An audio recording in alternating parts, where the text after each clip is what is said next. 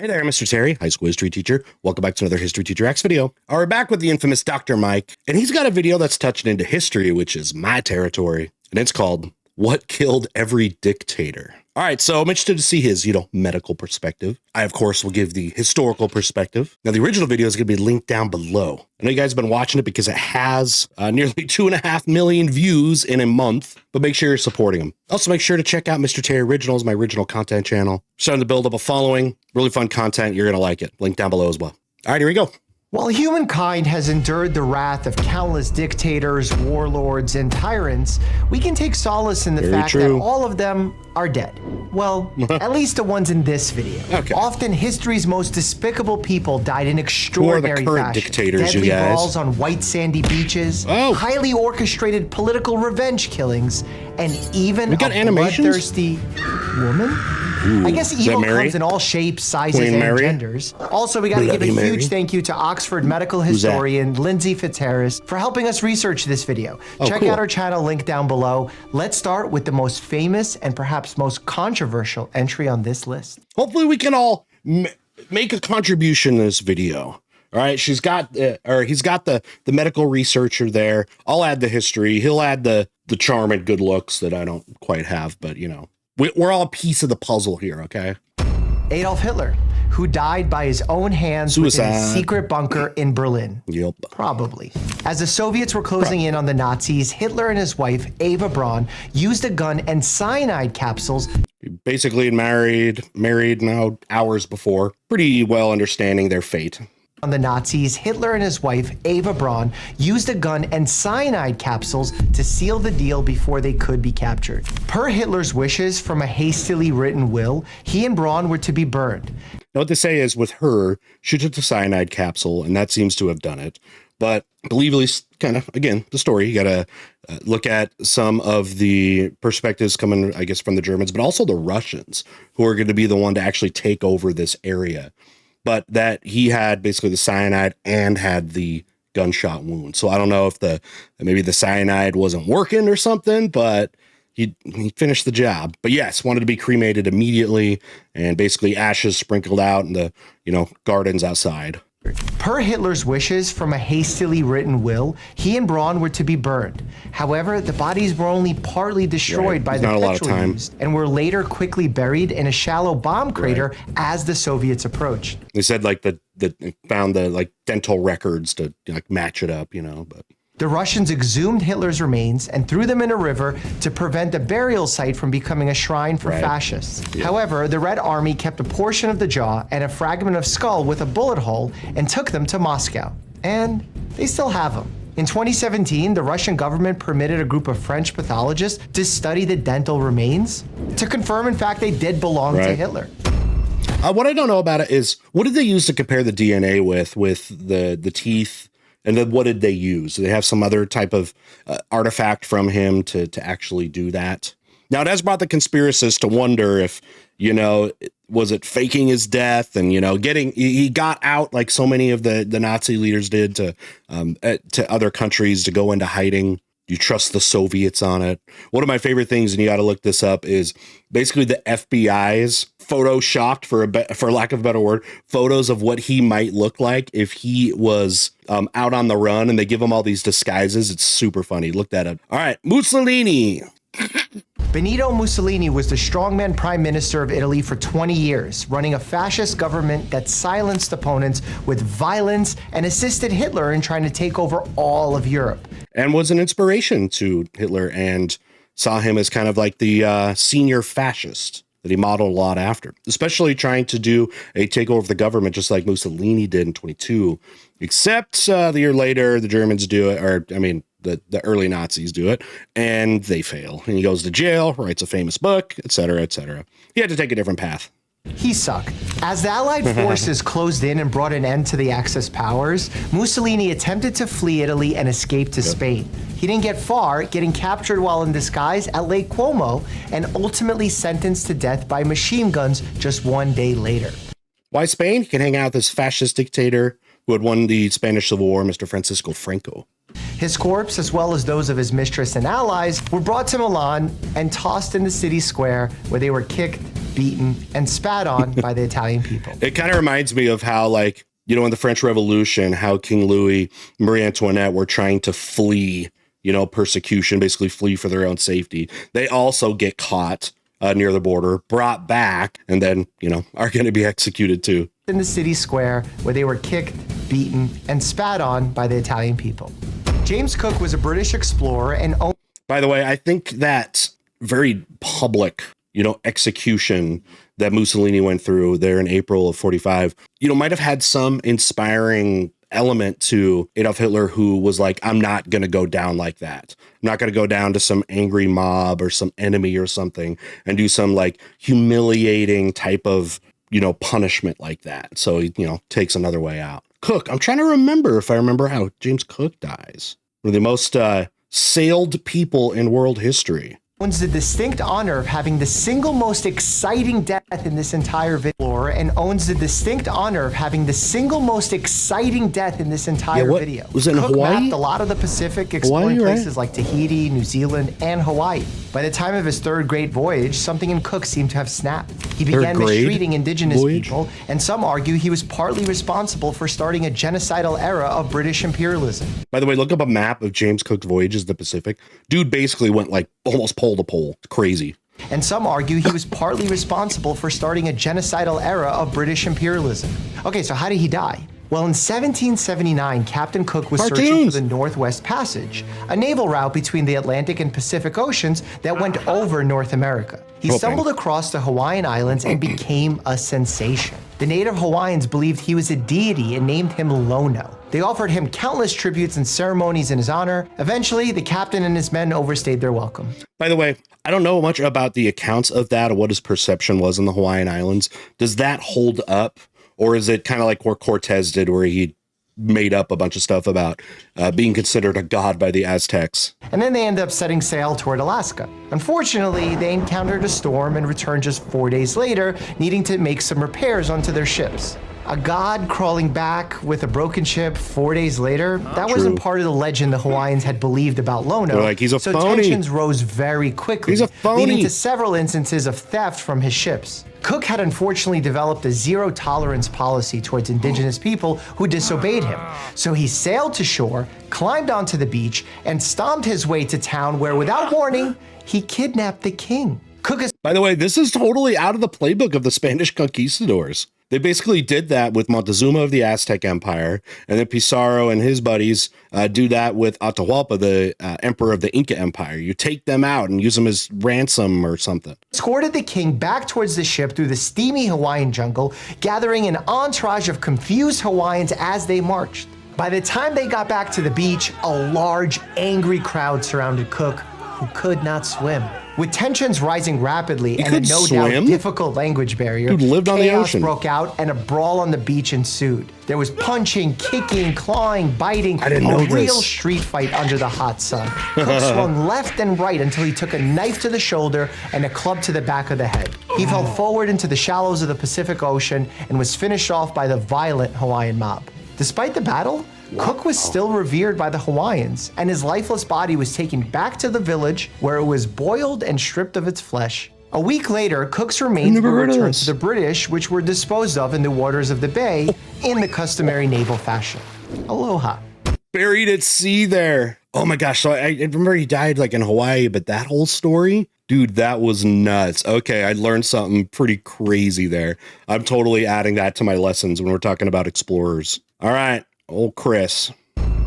He's going to be getting in trouble a few times with the Spanish. Credited with discovering America, though the more technically accurate impact was establishing a permanent connection between Europe and the Western Hemisphere. That's fair. You can't exactly discover a place that already has people on it. His voyages to the New World were quite grim. Otherwise, I guess everybody discovers things all the time. Like, I discovered a sandwich in my refrigerator. By the way, anyone know if these animations are from something else? I kind of like it. It's pretty cool. Or was it made just for this video? If you know, let me know down below.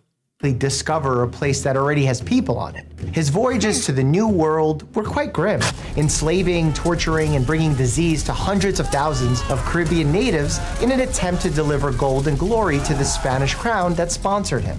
There's a good reason why you may have never heard of the Taino civilization because they won't exist. They don't exist. Or the ancestries have been just so diluted, it's pretty much gone now. You know, one of the sad parts is, you know, how Columbus, you know, wrote in his journals too about actually how friendly the people were. He had said that, but he also said these people would also make good slaves. But his brutality got actually condemnation by the Spanish. He's going to be prosecuted and apprehended by the Spanish. Caribbean natives in an attempt to deliver gold and glory to the Spanish crown that sponsored him. It's generally believed that he died in Spain in his mid-50s from some sort of heart failure, probably contributed to by a battle with gout. That being said, a number of experts revisited this claim hundreds of years after his death and proposed a new theory: Reiter syndrome, otherwise known as reactive arthritis, an autoimmune condition. He had some unique symptoms that matched the condition, including bouts of red bleeding eyes, intermittent blindness, and immobility from pain in his spine. Oh my gosh, I have these things. You guys have probably seen over the years, I get red eyes. It's a lot. I've had 2 back surgeries, okay, on herniated discs, basically around my spine. Do I have this? Of red bleeding eyes, intermittent blindness, and immobility from pain in his spine. These symptoms only worsened dramatically in his final years of life when he and his men had to survive as castaways off the coast of Jamaica for 1 full year while trying to find the mythical lost city of gold. Treasure would have been great, but what he really should have been looking for was probably a leave. At least maybe he died in like a nice bed. Although beds back then were also pretty bad. They were especially bad for your back, as I've experienced. For the longest time, my old bed frame has been my enemy. I've moved a couple times and reassembling it always reminded me of how ugly and how awful it is. And lately, the squeaking. Every time I'd shift, it would creak and wobble, and honestly, it was starting to ruin my sleep. So I decided it was time for a serious upgrade. I went with the Japanese Joinery Bed from FlexiSpot, and the difference is night and day. I chose it because Japanese joinery means it's built to be incredibly sturdy without a million pieces of hardware. It also just looks good. The assembly is where I first understood the magic. This is Japanese joinery. Instead of screws that can loosen over time, the frame uses these precise interlocking joints, and it just fits. This is why it's so stable and completely quiet. There is literally no squeaking. This bed frame is crafted from premium rubber wood, known for its exceptional durability and eco-friendly origins. Unlike many hardwoods, rubber wood comes from sustainable plantations. It's harvested after the trees have finished producing latex, giving the material a second life and reducing waste. Rubberwood's dense grain structure makes it naturally strong and resistant to warping, so your furniture stays sturdy and stable for years. Its smooth texture and warm natural color also make it perfect for a minimalist, modern, or a Japanese-style bedroom. The bed frame features recessed legs, thoughtfully designed to maximize stability and save space. By positioning the legs inward, the frame sits closer to the wall without protruding edges. This design not only enhances the bed's stability, but also reduces the chance of bumping into corners, making it a safer and more practical choice for any bedroom. It's super customizable too. You can choose different headboards, wood finishes, add nightstands, or even get an adjustable backrest like I got. And here is the final result. It's completely transformed the feel of my room. Plus, there's over 10 inches of clearance underneath, which is perfect for storage. It's minimal, clean, and like I said before, just looks good. Use my code Terry at the link below to get an extra $20 off the Kana Japanese Joinery Bed or get a U3 Hybrid Mattress. Transform your sleep with comfort, convenience, and unmatched value. All right, Caesar, think it's going to get a little stabby here?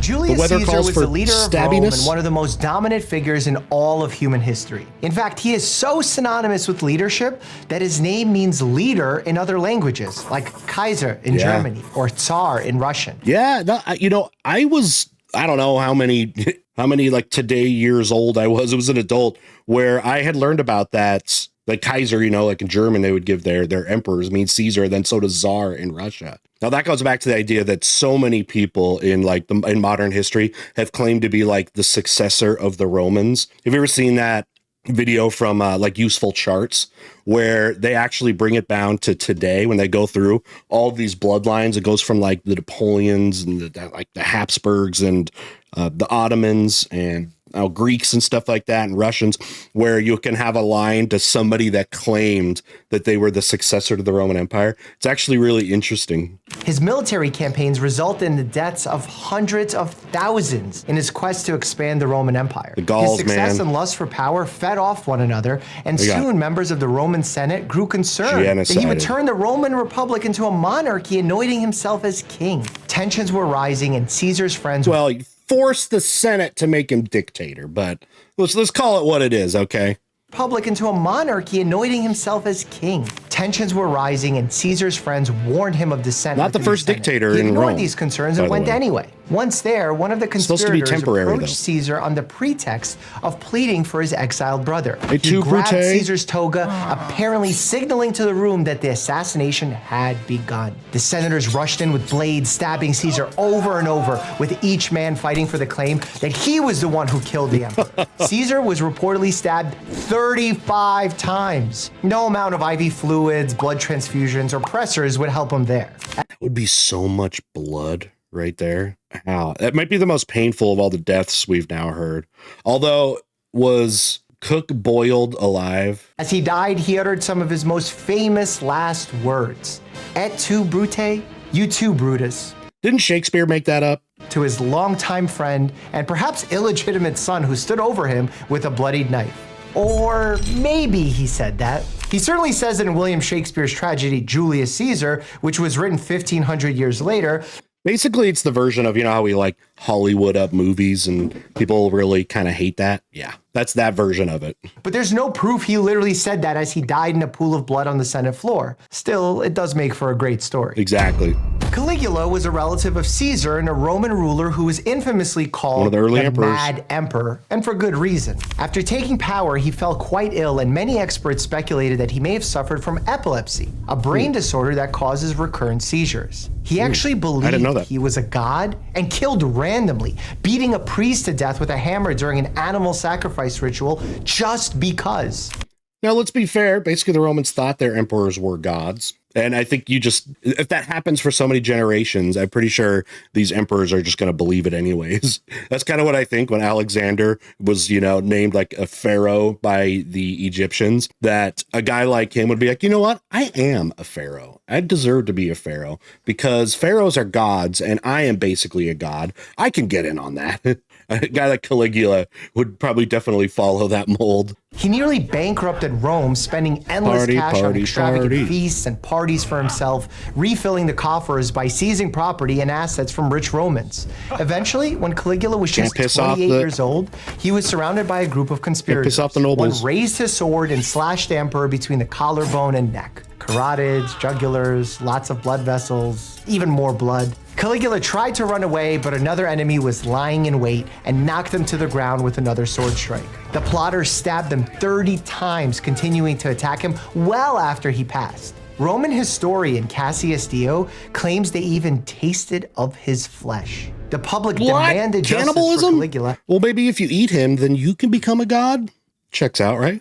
Claims they even tasted of his flesh. The public demanded justice for Caligula, and his assassins were sentenced to death as well. First off, and Julius Caesar, Caligula should have learned about this. It's one thing to piss off the peasants and stuff, and we have lots of moments in history where peasant rebellions have taken over dynasties and stuff like that, but you especially don't want to piss off the people that are the most powerful around you, aka, the aristocratic class, aka also the Senate, in Rome, but the people that truly have power. And if you do that, you are going to be a victim. And we see this. It's like, when are you going to learn? After the Roman Empire falls and feudalism really kind of comes to replace it, the thing that it kind of jumped feudalism into kind of the absolute monarchy was basically doing the opposite of what these early Romans, or some of these Romans, were doing, which was you wine and dine the nobles. The people that are powerful around you, the ones that actually have the power to, ruin your life, you keep them very close and you give them privileges like, hey, you can have this land and you don't have to pay taxes and all this, and you consolidate power. And that's literally what was happening towards the end of the Middle Ages. Genghis Khan died somehow. After violently uniting the tribes of Asia and the Middle East in the Fell off 11 and his horse. 1200s, the brutal Mongolian warlord died after either falling off his horse or being castrated in a violent sexual attack. I have not heard of that one. I am a Mongol history aficionado. Never heard that one so much. The horse one is common. After either falling off his horse or being castrated in a violent sexual attack, or And by the way, not like died necessarily, like he fell off the horse and died, but he had injuries and maybe like infection, something like that, and succumbed to that. an arrow wound from battle, or an infection, Yeah, potentially even the I've heard of those bubonic too. plague. It's believed those closest to him tried to keep his legendary status after death by intentionally sharing conflicting reports of how he died. As time had gone on, though, more and more experts believed the plague may have been to blame.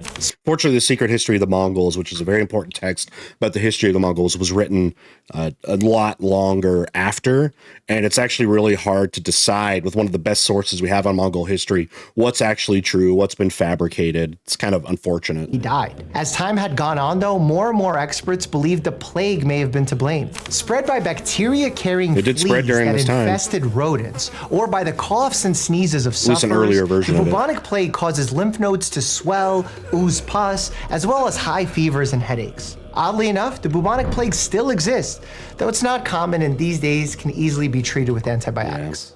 But probably my favorite story about the Mongols and the plague is when they were invading into Ukraine and down in Crimea, the city of Kaffa. The Mongols had launched their own plague-infected bodies into the city, basically like biological weapons.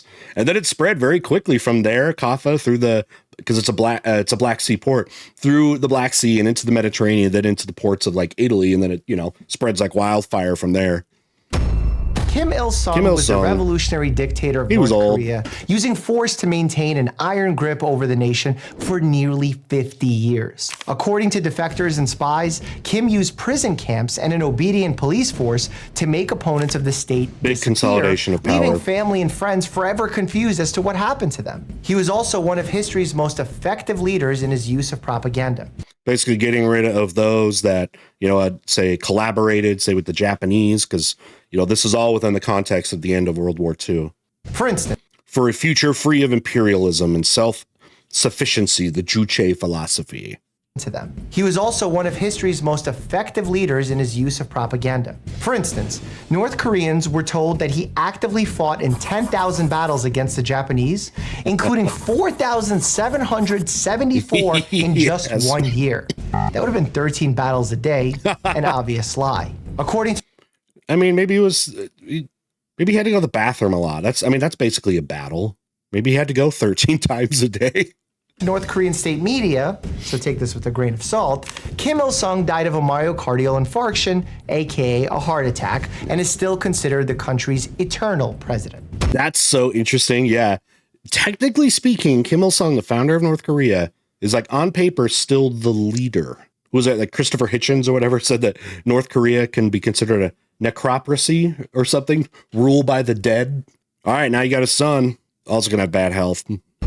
Kim Jong-il took over for his tyrannical father, and things only got worse. Along with maintaining traditions of silencing dissent at all costs, the transition of power from Kim to Kim caused an already feeble North Korean economy to completely flounder, resulting in a devastating famine, which the government preferred to proudly call the Arduous March, outlawing the very use of the term famine. Also, like his father, Kim died from a heart attack while aboard a train. Kim suffered a heart attack due to the, quote, great mental and physical strain caused by his uninterrupted building of a thriving nation. Though conspiracies and doubts continue to swirl, is it possible to get community notes on a whole country? There's always conspiracies about that stuff. Inner people, wanting regime change, but it also is a communist dynasty, the first communist dynasty, because we're now in, Kim 3 here. But I do love all the stories about Kim Il-sung and Kim Jong-il, all the like crazy things, like the first time he played golf, he had like 10 hole-in-ones or whatever. And they're so good. I love that. All right, Stalin's going to have a stroke. By the way, over on the original channel, we have an alternate history video exploring the idea of what if he actually survived this stroke that's going to kill him and goes on to rule Soviet Union for a lot longer, because Soviet Union changes a lot after he dies. Joseph Stalin was the dictator of the Soviet Union, a title he held for about 3 decades, overseeing the death of anywhere from 6 million and 60 million people through political imprisonment, famine, and other violations of human rights. He died in 1953 at the age of 74 from a massive hemorrhagic stroke involving his left cerebral hemisphere, likely caused by a lifetime of unregulated hypertension or high blood pressure. Yeah, drank a lot, smoked a lot. Got to have a lot of stress for being him. Super paranoid all the time. He suffered from blockages in his arteries, leading to vascular dementia. And there is a theory that this may have exacerbated his temper, which became even more extreme with age. When one of his doctors suggested the dictator start to take things more easily, Stalin grew furious and had him arrested. It's like, you're not going to tell me how to act. I'll tell you when I'm finished. Put down the drink, sir. You know, it kind of reminds me of that medical theory that Adolf Hitler's gas attack, which sidelined him. I mean, he'd been kind of victim of gas attacks, like so many Germans were multiple times, but the big one that basically took him out of commission towards the end of the war, and the damage that it did. I mean, it caused some blindness for him, basically almost like a hysterical stress-induced / chemical-induced blindness, may have basically created like a traumatic brain injury in some essence, where it's that brain damage basically made him more erratic, more defensive, and more violent minded. Look into that. It's kind of hypothesis. It's kind of interesting. To think that I'm afraid of getting a bad patient review. According to Soviet reports, Stalin was found by his staff collapsed on the floor of his private home after a night of usual heavy drinking. He was making some noises and had actually wet himself.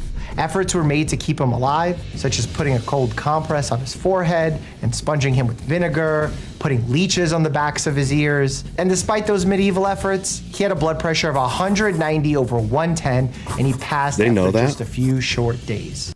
Gosh, yeah, you're not going to live very long with that kind of hypertension. By the way, you can have high blood pressure by being healthy, even when you are healthy. Get yourself checked out. There's a lot of treatable things about it.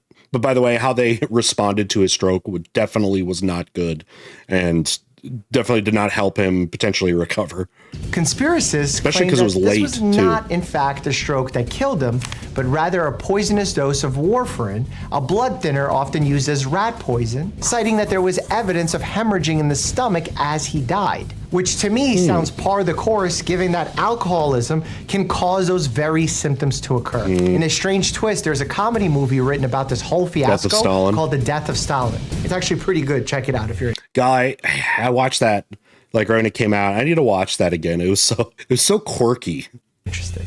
Saddam Hussein was the dictator of Iraq for over 20 years, using his power to proliferate war throughout the Middle East in endless and bloody campaigns with Iran, Kuwait, and others. After 9/11, which Saddam may or may not have had something to do with, a coalition of Western nations helped topple his regime, and he went into hiding, eventually surrendering as he was pulled from a spider hole in the ground outside an Iraqi farm. He was ultimately convicted by the new Iraqi government and was sentenced to death by hanging. Days later, he was brought to the gallows before a screaming, angry crowd who watched him hang from a noose. Yeah. Basically, they snuck in like cell phone video of that too. Crazy. Gaddafi. Muammar Gaddafi was the dictator of Libya for over 40 years, who took control of the country through a military coup in the 1960s. He was deeply involved in international politics, propping up terrorist organizations all around the world. To fight off political protests, Gaddafi ordered protesters to be shot and bombed. Classic dictator move. It didn't work though, as in 2011, armed protesters eventually toppled his regime, forcing him to run. In the chaos, one of Gaddafi's bodyguards threw a hand grenade at the militia behind him. It bounced off the concrete wall and exploded in the midst of the leadership circle, killing Gaddafi's defense minister and wounding Gaddafi himself. The militia was then able to catch up and abused him to near death. Wow. By the time he was loaded into an ambulance, his body seemed lifeless. It's unclear whether he died from this violence, shrapnel wounds, or from humiliating acts his captors tortured him with that I won't mention here. Jeez. Yeah, I hadn't heard about that one. So basically friendly fire that way. Idi Amin. This is where we're getting to a lot of the modern dictators that, you know, may get talked about more like later in history. It seems like it's been hard to really beat, like, you know, Stalin, Adolf Hitler, etc. Then you get these other guys that have dictatorships over smaller places. It didn't create world wars, but had the same type of incredible brutality in their consolidation and execution of their power. And these guys and I were talking about, and Idi Amin is one of those big ones that probably should get talked about more. Idi Amin took over as president for life in Uganda after a military coup in the 1970s. He dramatically transformed the country as soon as he took office, kicking out all Asian people from Uganda and beginning a process of jailing, torturing, and killing perhaps upwards of 300,000 people.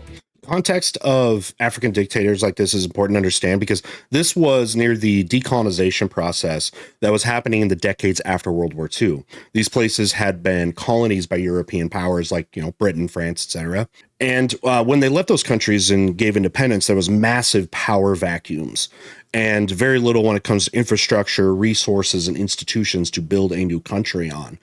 And because of that, a lot of these places divulged into chaos off of all kinds of differences. And again, just a lack of infrastructure to be able to build country. And unfortunately, dictators rose up in many of these places in these vacuums left by imperialism.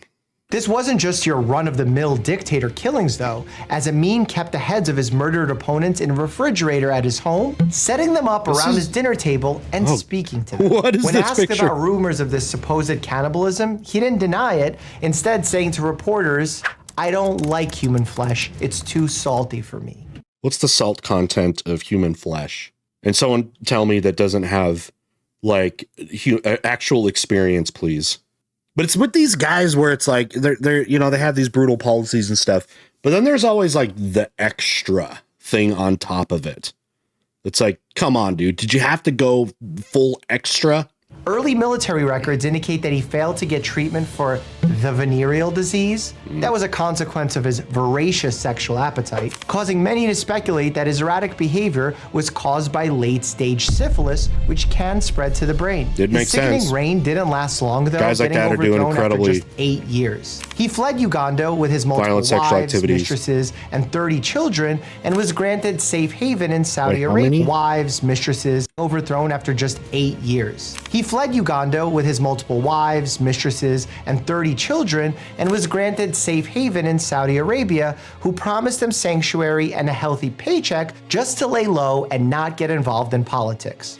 This is where, from the American perspective, it gets so complicated because the United States had a very close relationship with the Saudi government as basically an ally, both economically and militarily, but then protecting dictators and stuff like that has brought so much, accusations of hypocrisy for these criminals like this. He agreed to these terms until 1989. Amin snuck out of Saudi Arabia with a fake passport and attempted to sneak back into Uganda by flying into the neighboring nation of Zaire, now called the Democratic Republic of the Congo. Despite his best efforts at McLovening his way back to Uganda, he was stopped and eventually returned to Saudi Arabia, where he fell into a coma before dying from kidney and other organ failures in 2003. So they sent him back. I wonder who sent him back. You would think a guy like that had some kind of allies on the inside, there to pick him up or something like that. But I don't know. I don't know a lot about that story, about what happens. I know about like his brutality, but yeah, like to the end of his life there. Can you explain a little bit about that? Why he was basically sent back and how he was sent back? His story is truly horrible, and it's actually detailed in the movie The Last King of Scotland, for which Forrest Whitaker won an Oscar. Forrest Whitaker's such a good actor. Castro was the revolutionary leader of Cuba lived a long and one time of the highest profile communist dictators of the 20th century. After seizing power of Cuba in 1959, Castro drove the nation into an oppressive communist dictatorship, taking control of nearly all private industry and ultimately turning Cuba into one of the poorest countries on earth. Castro eventually died at 90 years old, ceding control of Cuba to his younger brother. His demise was in spite of Castro's own doctor, a specialist in longevity, suggesting in 2004 that he could live to 140. I mean, with his lifestyle, would he live 90 or whatever? It's actually pretty impressive how long that went there. Immediately, his rise to power comes in and creates major beef with the United States. It's now the closest communist nation there. Also, the new Cuban government here had also seized the assets and investments and industries of United States financiers, which offended kind of high-end capitalist class, I guess, of the United States, and brought in justification for the sanctions, that are going to be put on the country for decades. If only Brian Johnson was around back then.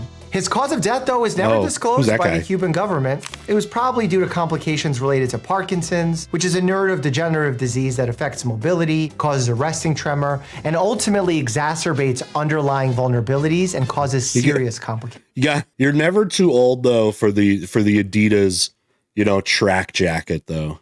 Sometimes you just want to wear that rather than your military uniform.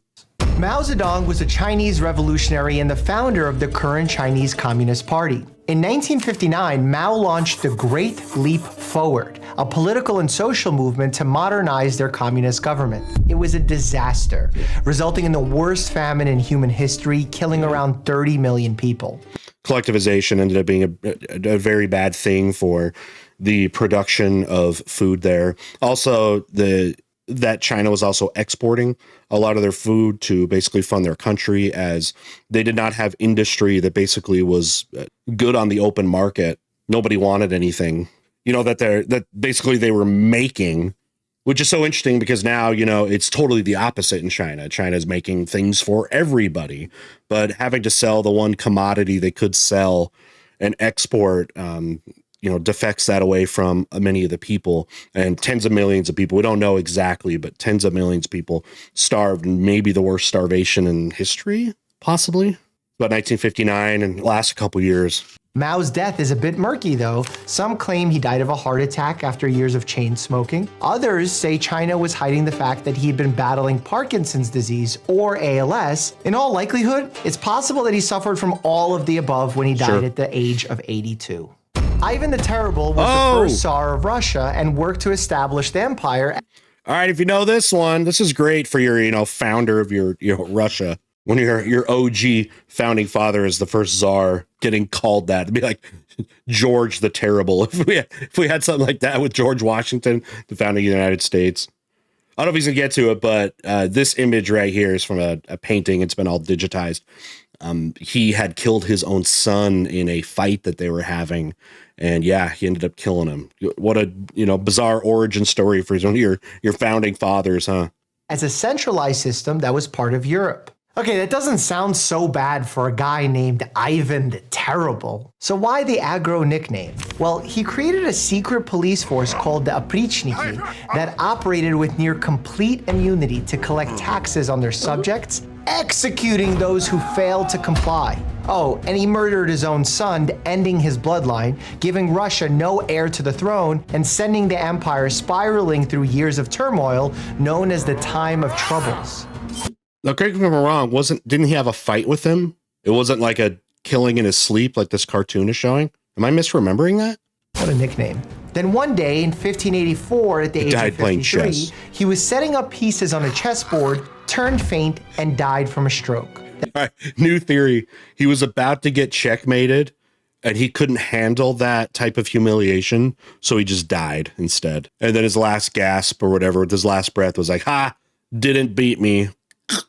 That being said, in 2002, tests on his remains buried at the Kremlin showed he contained more than enough arsenic and mercury to kill him. Meaning he may have also been poisoned. Now, was he doing what Shi Huangdi, Emperor of China, was doing, which was taking mercury tablets because he thought that it was going to make him live forever and extend his life? Is that also what he was doing? Is that what Ivan was doing? Now, ironically, Shi Huangdi died likely from mercury poisoning. All right, Vlad the Impaler, another good guy in your history, impaling guys in your, wars for power. Beat the Ottomans. The Impaler was a warlord in Eastern Europe who got his nickname for exactly that, impaling his enemies on long poles, once leaving 20,000 of them to die as a deterrent to the Ottoman Empire. To assert his dominance, he once decided to hold a banquet and invited hundreds of members of rival families. He then had his guests stabbed, and their still twitching bodies stuck on spikes. Red wedding. He thought the red wedding was bloody. Ultimately, Vlad was slain in battle and fully beheaded. His skull was delivered to the Ottoman capital of Constantinople as a trophy. Oddly enough, his legal name was Vlad III Dracula, which some say actually inspired Bram Stoker's Dracula, the vampire. Queen Mary. It's cool. I was going to say that.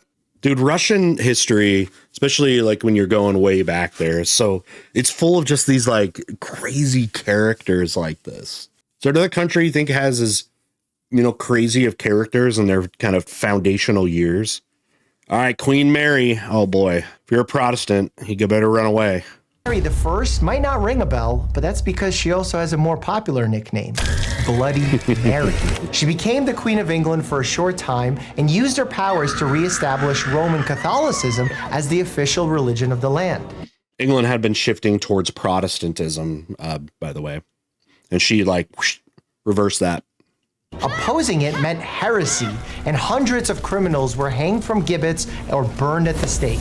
Gaining power didn't even bring her much happiness either, as she was depressed over being unable to have children, which may have been caused by an ovarian cancer. This could also have been the cause of her death at just age 42, though others speculated it was due to the flu that ravaged England around the same time. Is that why she was so angry? Because she was barren, basically? Oh gosh, that's scary if that's the case for any woman that can't bear children. Result of all this religious, turmoil basically ends up being a compromise with Protestants and Catholics kind of going forward after Mary, because they'd been shifting, like, we're going to be Protestant, we're going to be Catholic, and then trying to find some type of balance with the two. Napoleon Bonaparte was the self-proclaimed emperor of the French, stomach who rose cancer to power in the military through hard work and a military coup. He stampeded across Europe, killing hundreds of thousands in his efforts to conquer the continent before fumbling the bag trying to win a ground campaign against the Russians in the winter. Rookie mistake. He was captured by the British just after... Don't worry, no one else will repeat the mistake of trying to fight Russia in the winter. Nobody. Against the Russians in the winter. Rookie mistake. He was captured by the British just after abandoning escape plans to America. Though many agreed he should be executed for his war crimes, his opponents in Britain feared doing so would make him a martyr and create an uprising. Come on. So rather than hang him from the gallows, they banished him to the island of St. Helena in the Atlantic Ocean under the watchful eye of British authorities. I know y'all probably know, not the first time he was exiled to an island, exiled to Elba first, returns back to France, recaptured, now sent basically in St. Helena, which is one of the most isolated places on the planet. There's no escape in that. After living there for several years, Napoleon began to feel a mysterious stomach pain, which lingered for years until he died. The doctors who conducted his autopsy in 1821 concluded that his death was from stomach cancer, resulting in bleeding gastric ulcers after a huge dose of calomel, a remedy containing mercury that was given to him just the day before his death. Dude, from ancient history to modern history, stop with the mercury. It's poison, okay? I know it's kind of weird looking. It's got these interesting properties to it, but no, stay away. I'm going to be very upset if I hear one of my viewers has been ingesting mercury, okay?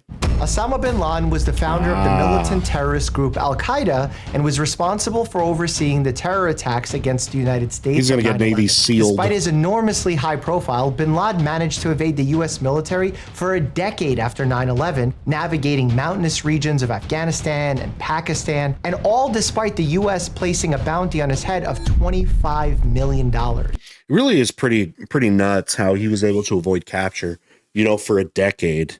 Right, because he's going to have his enemies within every place that he was bouncing back and forth to, which he was doing with Afghanistan, Pakistan, which is where they're going to, end up getting, and just the huge bounty of, you would think somebody somewhere would want to take up on that offer, but he wouldn't stay places very long, maybe just like a few days, and would communicate with people not very directly, but with a lot of intermediaries. It was pretty nuts how. I don't know, unless you just want to look at it more like it just shows the incompetence of American intelligence when it comes to the CIA and our State Department and stuff. But whatever it is, it's a lot. It was a long time. The international manhunt came to an end in 2011 when President Barack Obama announced on live television. The United States has y'all remember that? I forget what I was watching when this. The leader of Al-Qaeda. According to the United States, bin Laden died of gunshot wounds to the head and chest, though there were some conflicting accounts from Navy SEALs on the mission who claim it's possible that he was already dead when they arrived. To fuel further controversy, the haven't heard US that claims as to have much, taken though. his body to Afghanistan to positively ID him and prepare him for burial in conformance with Islamic precepts and practice. However, he was abruptly buried at sea, being placed in a weighted bag and dropped into the water from the vessel's deck. Officials said this was to prevent his grave from becoming a shrine. Sounds like what the Soviets did with Hitler's body. Water from the vessel's deck. Officials said this was to prevent his grave from becoming a shrine. Of course, the DNA evidence has never been made public, nor have any photos or videos of this burial. We never found the body. 40 U.S. presidents have also died. Some of their deaths were extremely controversial. Click here to check that out. And as always, stay happy and healthy. I think I covered that video. Didn't he do one about like the death of every president or whatever? I feel like I might have covered that one. If I did, I'm going to link it here in the closing tile credits. Final thoughts. All right, well, this was fantastic. I actually learned a lot more details about how some of these dictators had died, either extra details or just some that I never knew. Hopefully I was able to interject some historical context and some other things going on, and this was beneficial. I liked the parts that had the animations as well. I guess they weren't making animations of Bin Laden and stuff at the end there, but the ones they did have were also very interesting. But you did see kind of an interesting mix of these dictators sort of like getting what's coming to them, but then some that live just these long lives and succumb to the health problems that most all of us are going to, you know, face at one time. I guess it just, there's no one way you're going to find the dictators end up going out. All right. Thanks again for hanging out with me.